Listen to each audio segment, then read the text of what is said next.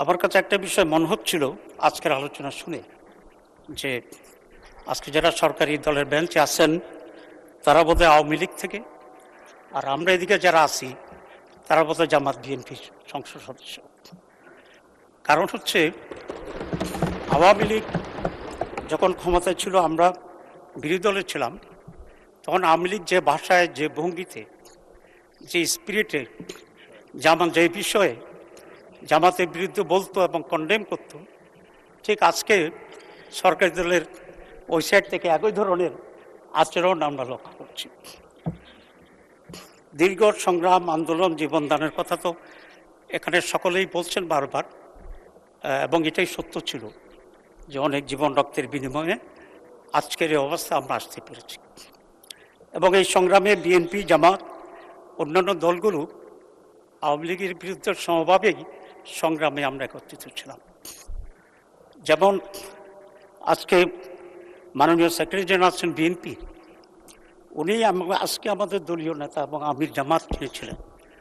তারা সকলে অনেক সময় গোপনে একই গাড়িতে চড়ে ঘুরে ঘুরে আওয়ামী লীগ বিরোধী আন্দোলনের কর্মকৌশল ঠিক করেছিলেন এবং প্রোগ্রাম ঠিক করেছিলেন।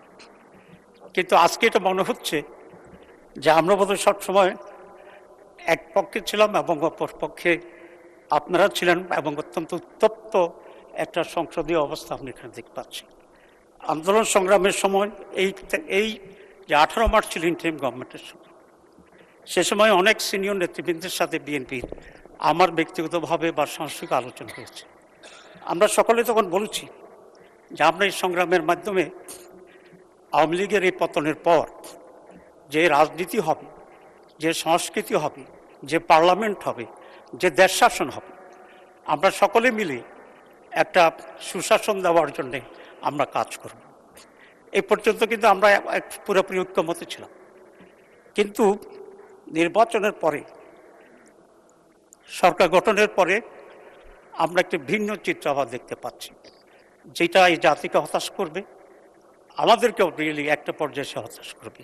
কারণ আমরা যেটা দেওয়ার কথা ছিল, যেটা আমরা দিতে পারবো বা দিতে পারতাম, সকলে মিলে আন্ডারস্ট্যান্ডিংয়ের মাধ্যমে একটা ভালো পরিবেশে এরকম একটা হোস্টাইল এনভায়রনমেন্ট যদি তৈরি হয় দিক, তাহলে সেটা দেওয়া কিন্তু সহজ হবে না। এবং সেরকম একটা ফ্রাজাইল পরিস্থিতিতে দেশের মানুষ যেটা এক্সপেক্ট করে যে qualitative change in politics, qualitative change in the parliament, এবং qualitative change in our attitude and mentality, এটা অর্জন করতে হলে অনেক সদস্য সরকারি বেঞ্চরা বলেছেন ধৈর্য সহকারে আমাদের এগোতে হবে। আমি এটার সাথে একমত।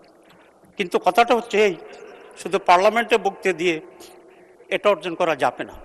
এই জন্য সত্যিকারভাবেই আমাদের মনের পরিবর্তন এবং আমাদের অ্যাটিটিউডের পরিবর্তন দরকার।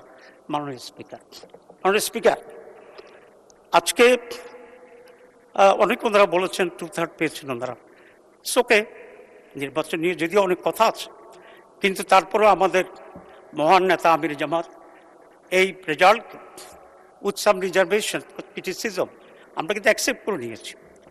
আমরা এখানে অন্যান্য যে ট্রেডিশনগুলো ছিল, আগে কিছু হইলেই মানি না, আসবো না, গণ্ডগোল হচ্ছে, সেটা কিন্তু আমরা করিনি।